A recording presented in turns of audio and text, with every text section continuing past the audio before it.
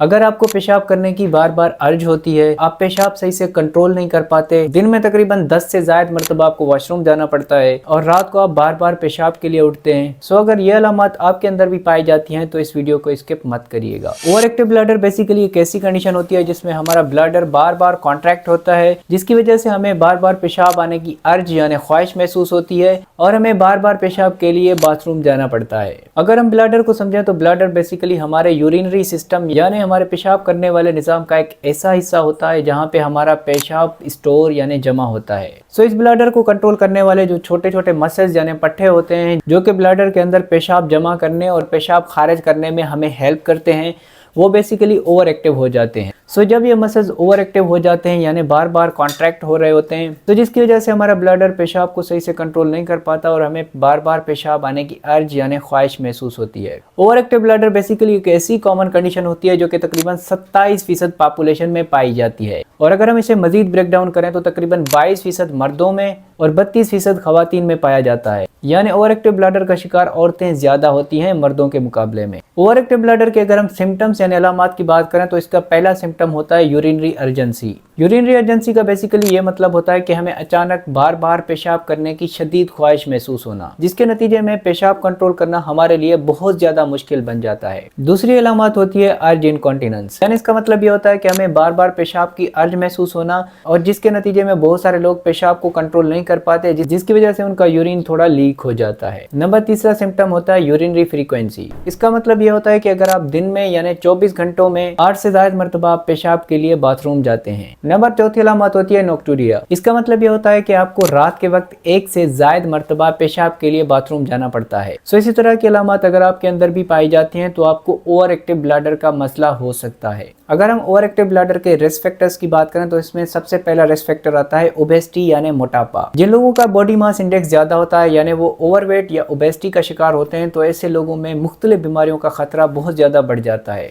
और अगर हम ओवर एक्टिव ब्लैडर के मरीजों की बात करें तो जिन लोगों का बॉडी मास इंडेक्स हाई होता है, ऐसे लोगों में ये कंडीशन बहुत ज्यादा पाई जाती है। बेसिकली जिन लोगों का बॉडी मास इंडेक्स ज्यादा होता है यानी जो लोग मोटापे का शिकार होते हैं, ऐसे लोगों की बॉडी में बेसिकली इंट्रा एब्डोमिनल और इंट्रा वेजिकुलर प्रेशर बढ़ जाता है, जिसकी वजह से वो छोटे छोटे मसल्स यानी पट्टे जो कि हमारे पेशाब को कंट्रोल कर रहे होते हैं, वो बेसिकली वीक यानी कमजोर पड़ जाते हैं। और दूसरी इसकी ये भी वजह हो सकती है कि जिन लोगों का बॉडी मास इंडेक्स ज्यादा होता है, ऐसे लोगों में डायबिटीज और न्यूरोलॉजिकल कंडीशंस यानी दिमागी बीमारियां जैसे फालिज हो गया, ऐसी बीमारियों का खतरा बढ़ जाता है और यही बीमारियां आगे जाके ओवर एक्टिव ब्लैडर जैसी कंडीशन का बायस बनती है। नंबर दूसरा रिस्क फैक्टर होता है स्मोकिंग यानी तंबाकूनोशी। सिगरेट पीने वाले लोगों में ओवर एक्टिव ब्लैडर की कंडीशन ज्यादा देखी गई है। बेसिकली होता यह है कि स्मोकिंग के अंदर खतरनाक केमिकल पाए जाते हैं और सिगरेट के अंदर मौजूद निकोटीन बेसिकली हमारे सिंपैथेटिक नर्वस सिस्टम को एक्टिवेट करता है, जिसकी वजह से हमारा यूरिनरी सिस्टम यानी पेशाब करने का सिस्टम इरिटेट होने लगता है। नंबर तीसरा रिस्क फैक्टर होता है एल्कोहल।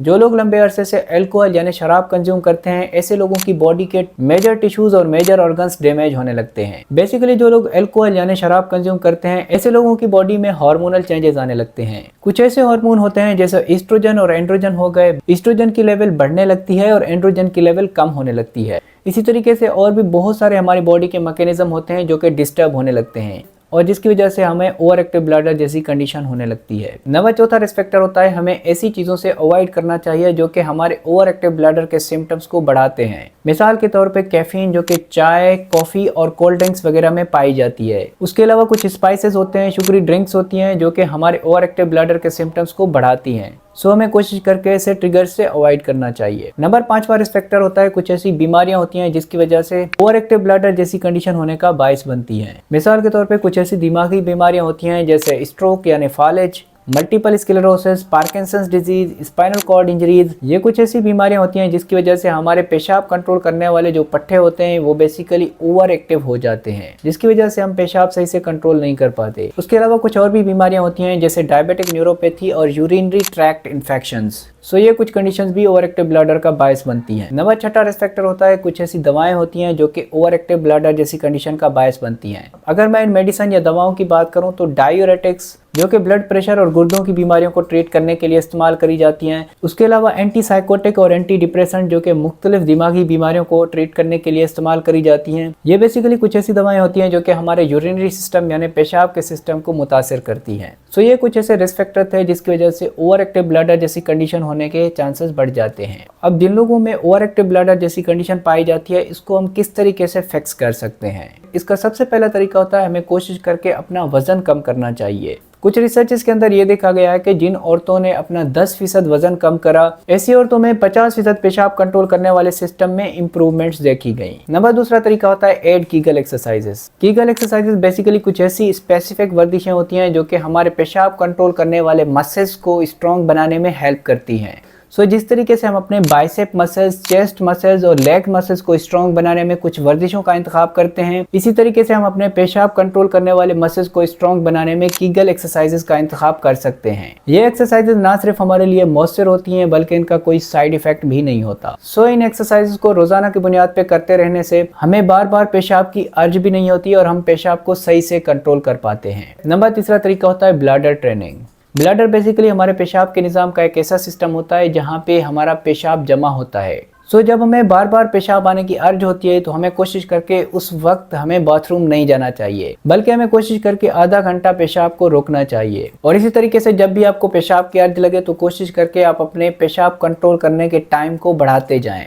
ऐसा करने से बेसिकली आपके ब्लैडर की पेशाब को कंट्रोल करने की एबिलिटी बढ़ जाती है। सो ये तरीकाकार अपनाने से आपके ब्लैडर की रीट्रेनिंग हो जाती है और आप पेशाब देर तक कंट्रोल कर पाते हैं। सो ब्लैडर रीट्रेनिंग आप रोजाना की बुनियाद पे करते रहें और इसके रिजल्ट्स आने में तकरीबन 6 से 8 हफ्ते लग जाते हैं। कोशिश करके इसको कंटिन्यू रखें। नंबर 4 पे हमें कोशिश करके स्मोकिंग और अल्कोहल को क्विट कर देना चाहिए, क्योंकि ये भी एक स्ट्रॉन्गर रिस्क फैक्टर माने जाते हैं ओवर एक्टिव ब्लैडर के। उसके अलावा हमें चाय, कॉफ़ी, शुगरी ड्रिंक्स और स्पाइसी चीज़ों को कम कर देना चाहिए, क्योंकि ये भी ओवर एक्टिव ब्लैडर के सिम्टम्स में इजाफा करते हैं। और लास्ट में हमें कोशिश करके एक ही वक्त में बहुत ज़्यादा पानी नहीं पीना चाहिए, बल्कि हमें मुख्तलिफ औकात पे थोड़ा थोड़ा करके पानी पीना चाहिए, क्योंकि हमारी बॉडी पानी को स्टोर नहीं कर पाती। जब भी हम ज़्यादा पानी पीते हैं तो वो पेशाब की सूरत में खारिज होने लगता है। सो हमेशा याद रखें कि ओवर एक्टिव ब्लैडर एक बीमारी नहीं होती, बल्कि ओवर एक्टिव ब्लैडर की वजह से हमारी सोशल लाइफ बहुत ज़्यादा इफेक्ट होने लगती है। सो इस कंडीशन को फिक्स करने में थोड़ा टाइम लगता है। सो कोशिश करके आप कंसिस्टेंसी के साथ चलें और इन स्टेप्स को फॉलो करें।